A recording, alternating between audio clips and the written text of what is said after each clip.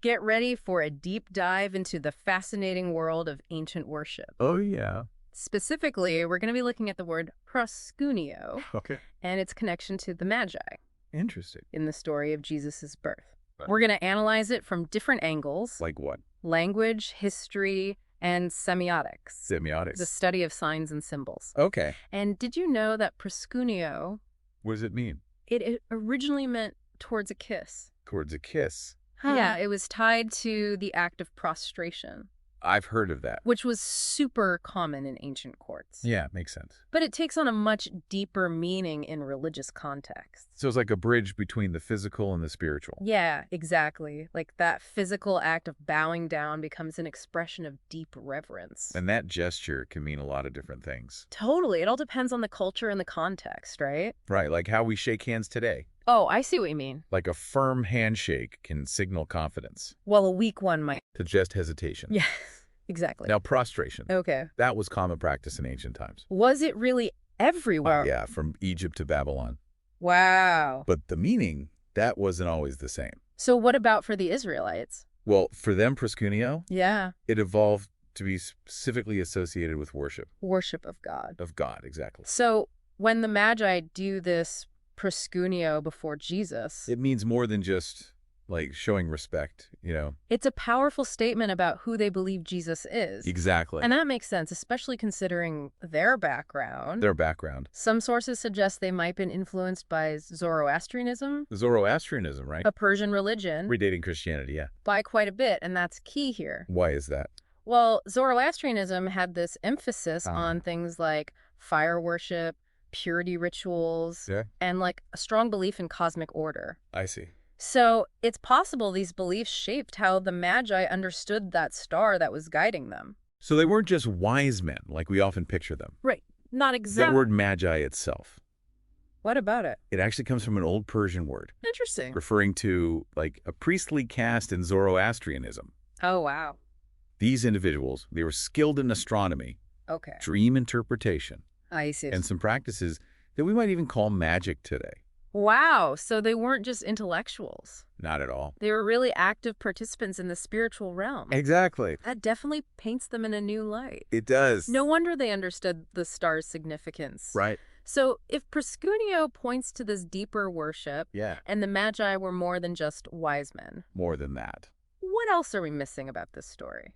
It's a great question, and I think Matthew, he seems to be intentionally contrasting the Magi with some other figures in the story. Like Herod. Herod, exactly. So are we looking at a difference between what real worship is and what's just an imitation? It really makes you think about what constitutes true worship, you know? And how these outsiders, the Magi, they seem to get something that others don't.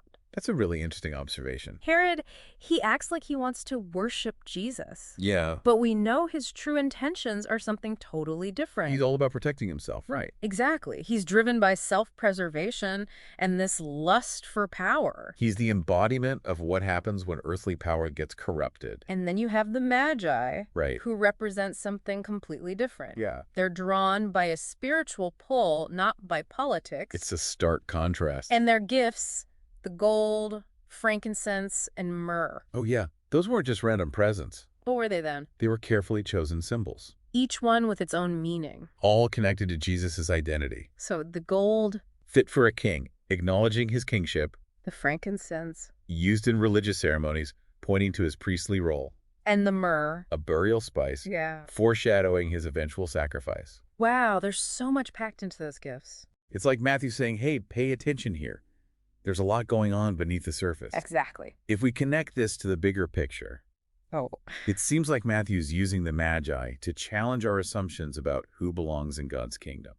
So it's not just about being born into the right family or strictly following the rules. It's about having a heart that's open to seeking truth. That's powerful. It is. So we've got this unique word for worship, these super interesting Magi figures who are more than just wise men, and gifts that are loaded with symbolic meaning. Where do we go from here? What's next in our exploration of this story? Well, now that we've laid the groundwork, I think it's time to really dig into the theological significance of the Magi's journey. Like how their proskuneō challenges those traditional views of God's kingdom. Right, and what can we, living all these centuries later, Yeah. what can we learn from their story? That's what we'll be exploring in the next part of our deep dive. It's fascinating how these outsiders, these Magi, seem to get who Jesus is, even more than some of those who are, like, really steeped in Jewish tradition, you know? Right, it's like Matthew's really hitting that point home throughout his gospel. Like, their otherness, that's actually what gives them a fresh perspective. Yeah. Allows them to see what others are missing. Like they're not blinded by what they think they already know. It's like those folks who knew the scriptures inside and out. Yeah. They missed the forest for the trees, you know? Ooh, good one. So focused on their expectations about the Messiah. What he should be. That they just couldn't see the reality right in front of them. It makes you wonder if we do the same thing, you know? All the time, probably. Like how often are we so stuck in our own way of seeing things that we miss the signs, the revelations happening all around us? It's humbling. It is. So going back to the Magi and how they challenge these traditional views of God's kingdom, this proskuneō thing, especially with their background. It really drives that point home. So they might be used to, like, prostrating before kings. Right. But with Jesus, it takes on a whole other meaning. Like, it's not just about showing respect to an earthly ruler anymore. It's way more than that. Exactly. They're recognizing him as divine, worthy of their deepest reverence. It's like a foreshadowing of the Christian understanding of Jesus. Fully human and fully divine. That duality, yeah. And then Matthew contrasts that genuine proskuneō with Herod. Herod, right, trying to pull the same thing. Pretending he wants to worship. But his heart's not in it at all. It's just a show. Such a difference. Night and day. One's motivated by fear, the other by something genuine. It highlights the difference between true worship and just going through the motions. So it's not the act itself. Bowing down. Yeah, it's the why behind it. The motivation. The Magi were drawn to something bigger than themselves. Something they recognized in this baby. And that's a key takeaway right there. You can't fake true worship. It's not about outward appearances. It's about a heart connection, you know? Aligning yourself with something bigger. With the truth you're seeking. And that, as the Magi show us, is open to anyone. Regardless of where they come from. Or their journey. Guided by that star. It's like a metaphor for our own spiritual journeys. We might be led to unexpected places. Challenged along the way. And hopefully come to a deeper understanding of ourselves and the world. It's a reminder that God's revelation can come in most unexpected forms. Through unexpected messengers. Like, who would thought? Right. These, like, astrologer, priest, magicians from who knows where. They recognize the Messiah. Before anyone else. It really makes you think. It broadens your perspective. For sure. Like, God might be working in ways we just don't see. All the time. We've covered so much ground. We have. This word, proskuneō, the fascinating world of the Magi, the deeper meaning of their journey. But there's one piece of the puzzle we haven't really touched on yet. We've talked about how the Magi contrast with Herod and those religious leaders. But what about the semiotics of the Magi themselves? What do they represent within Matthew's story? They're more than just individuals, right? That's where we're headed next. Stay tuned as we wrap up our deep dive into the world of ancient worship.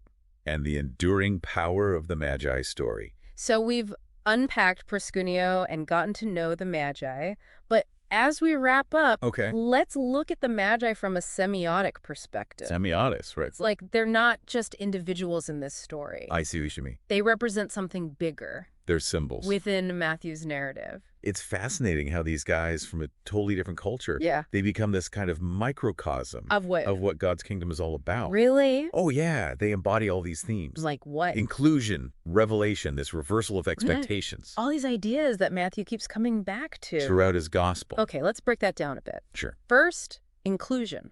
The fact that they're Gentiles. I'm Jewish. That's crucial, right? Totally. Matthew's making a point of it. How so? By emphasizing how different they are. Their otherness. Exactly. Back then, there was this idea that God's chosen people were the Israelites. The Jewish people. Right.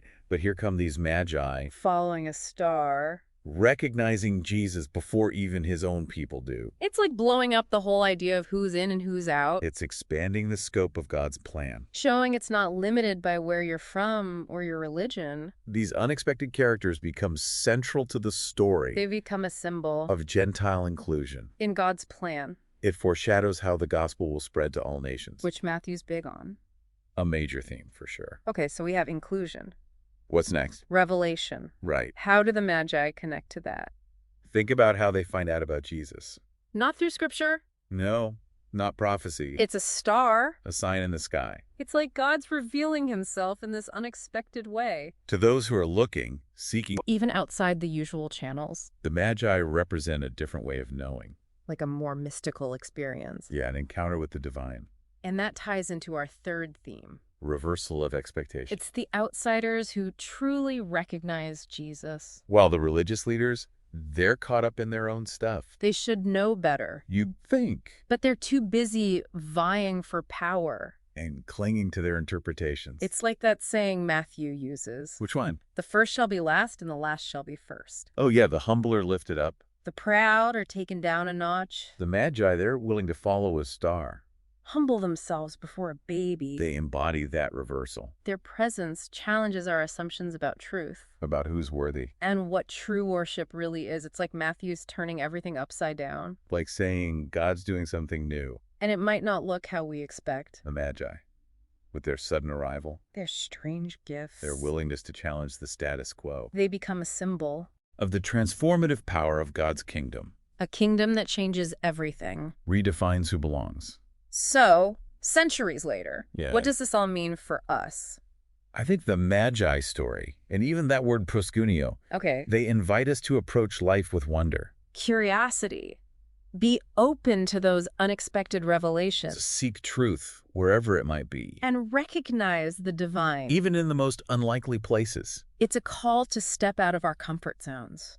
Challenge our assumptions. Embrace a bigger view of God's kingdom. One that includes everyone who's genuinely seeking. And maybe most importantly, What's that? the Magi remind us that true worship, Yeah. it's not about rituals or appearances. It's about the heart. Aligning ourselves with something greater. Recognizing the sacred in the everyday. It's proskuneō. Not just bowing down physically With our whole being. before the mystery of life itself. That's beautiful. It is. The Magi story. Even though it's short, Yeah. it teaches us so much. About faith, worship, how God works in the world. That word, proskuneō, Yeah. it might seem like a small thing. But it opens up this whole world of understanding, About ancient culture beliefs. and how we approach worship today. This has been an incredible journey. It has. Diving into these ancient texts. Unpacking all the layers. Uncovering those hidden gems. It's been a pleasure. Thanks for joining us on this deep dive. Keep those questions coming. And keep diving deep.